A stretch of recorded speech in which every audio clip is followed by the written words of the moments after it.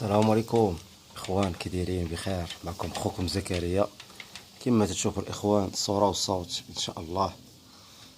هاد الطويرات غير الريش كما تشاهدوا.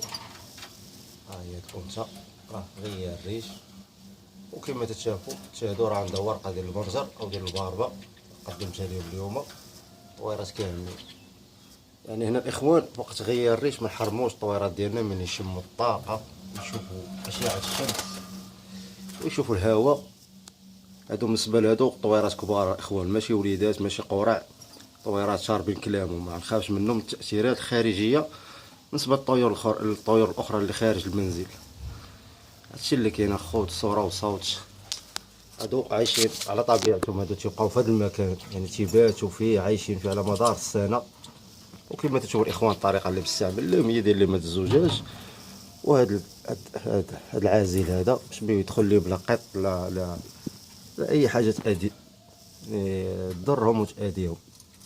وكما تشوفوا الاخوان الصوره والصوت، بسم الله ما شاء الرحمن. والله يسر الامور، وانا معكم اخوكم زكريا. السلام عليكم خوت. هانتوما كما تشاهدوا الاخوان، هادو اللي وسط المنزل وسط البيت عندي. كما تشوفوا الطويرات مريحين، يعني مكالمين كما تنقولوا، واخدين راحتهم.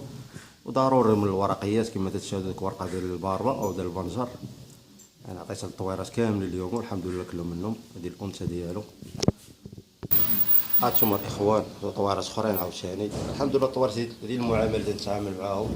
فات غير الريش ما تنخليهمش، يعني ديما في الدار، ديما في الدار. ضروري نخرجهم يتشمشوا ويشموا الهواء، ولو ما ضربش فيهم الشمس بعدا يخرج او موا تيشوف السماء، تيشوف الطبيعه، تيشوف الاشجار. يعني هو مستريسي تنعاونوه حنا. داك ستريس احسن حاجه هي الطبيعه، يخرج يشوف الطائر.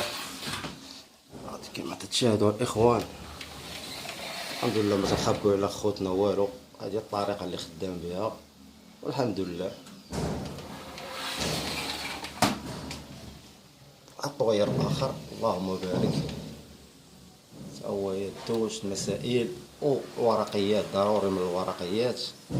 ونخليو على راحته الطويرات. هادشي باش نوضحوا للاخوان، يعني الطريقه اللي تنقولها راه هي تنعمل بها. الحمد لله قول وفعل. هادشي اللي كاين الخوت.